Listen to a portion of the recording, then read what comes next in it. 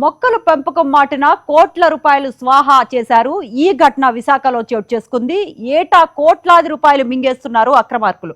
Council కి వెళ్లకుండా పనులు విడగొట్టి గుత్తేదారులకు ఇచ్చి ఈ దోపిడీ చేస్తున్నట్లు తెలుస్తోంది.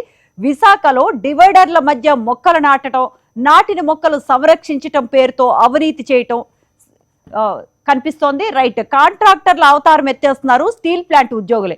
ఒక్కొక్కరికి 10 నుంచి 15 పనులు అప్పచెప్తున్నారు. 2023లో G20 సన్నాహక సమావేశంలో 20 కోట్ల రూపాయలు గ్రీనరీ పనులకు చేపట్టారు. AP beautification greenery corporation limited సంస్థ. అయితే నిర్వహణను గాలికి వదిలేశారు అధికారులు. సంరక్షణ సరిగ్గా చేయకపోవడంతో మొక్కలన్నీ చనిపోయాయి. మళ్లీ మొక్కలు నాటేందుకు నిధులు కేటాయించారు, కానీ మొక్కలు నాటట్లేదు. ఎప్పటికప్పుడు కోట్ల రూపాయలు దుర్వినియోగం చేసేస్తున్నారు. అక్కడ ఒక జీవీఎంసీ అధికారి చక్రం తిప్పినట్లు తెలుస్తోంది. హార్టికల్చర్ విభాగంలో కొన్నేళ్లుగా ఈ అధికారి టెస్ట్ వేసినట్లు తెలుస్తోంది. రైట్, ఓవరాల్ గా మాకు ఇదే అంశానికి సంబంధించిన అప్డేట్స్ అందించేందుకు మా స్పెషల్ కరెస్పాండెంట్ ఈశ్వర్ సిద్ధంగా ఉన్నారు. ఈశ్వర్, అసలు ఏం జరుగుతోంది? మొక్కల మాటున భారీ అవినీతి జరిగినట్టు తెలుస్తోంది.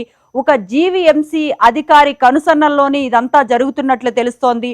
మోర్ ఓవర్ స్టీల్ ప్లాంట్ ఉద్యోగులే కాంట్రాక్టర్ల అవతారం ఎత్తేస్తున్నారు. మనం ఇది కూడా చూస్తున్నాం. అసలు ఏం జరుగుతోంది?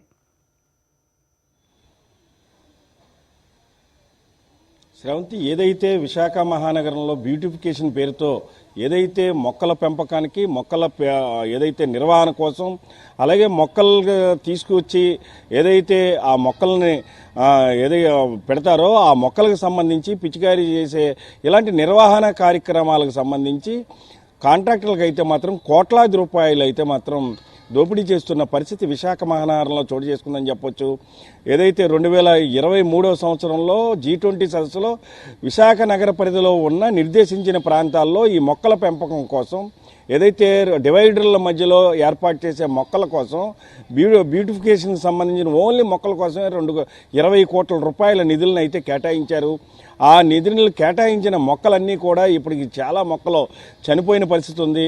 ఆ మొక్కల స్థానంలో కొత్త మొక్కలనే పెంచాలి. అలాగే ఏదైతే నాటారో ఆ నాటిన మొక్కలకి సంరక్షించాలి.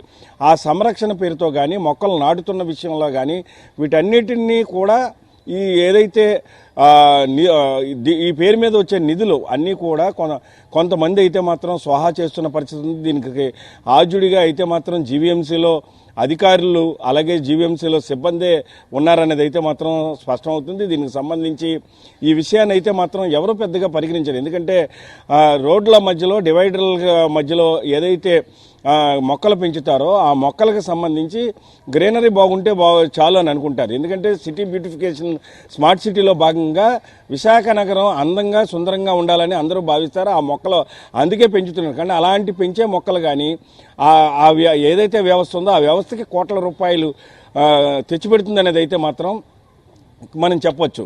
ఓవరాల్గా చూసుకున్నట్టయితే జీవీఎంసీలో ఉన్న అధికారుల్లో ముఖ్యంగా కొంతమంది అయితే మాత్రం దీనిపైన ఫోకస్ పెట్టి ఈ నిధులు ఎలా దోచేయాలనే దానిపైన కొంతమంది రెగ్యులర్గా అంటే ఇచ్చిన వాళ్ళకే ఈ కాంట్రాక్టులు ఇచ్చే దాదాపుగా స్టీల్ ప్లాంట్కి సంబంధించి కొంతమంది ఉద్యోగుల నేతృత్వంలో ఈ కాంట్రాక్టులు అయితే మాత్రం ఇస్తున్నారు.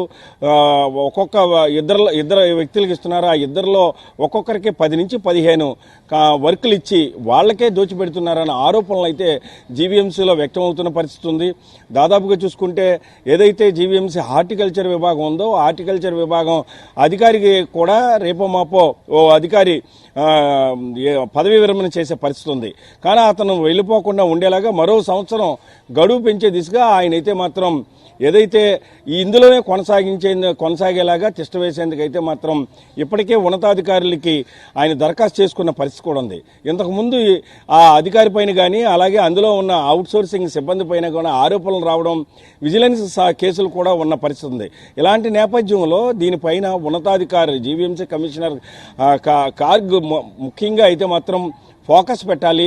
ఈ మొక్కల పెంపకం మాటున మొక్కల్లో నిర్వహణకు సంబంధించి నిధులు మింగేస్తున్న వారిపై చర్యలు తీసుకునేలాగా ఆదేశాలు ఇవ్వాలి. విజిలెన్స్ దీనిపైన పూర్తి స్థాయిలో రిపోర్టు తయారు చేసి ప్రభుత్వానికి ఇచ్చి ఇలాంటి వారిపైన చర్యలు తీసుకోవాలి. అప్పుడు నగరం అయితే మాత్రం మరింత ఇంకా సుందరంగా తీర్చిదిద్దే అవకాశం ఉంటుందని అయితే మాత్రం విశాఖలో అయితే మాత్రం అభిప్రాయం వ్యక్తం అవుతుందని చెప్పొచ్చు. Sravanthi, out studio. Thank you Eshwar, thanks for the details.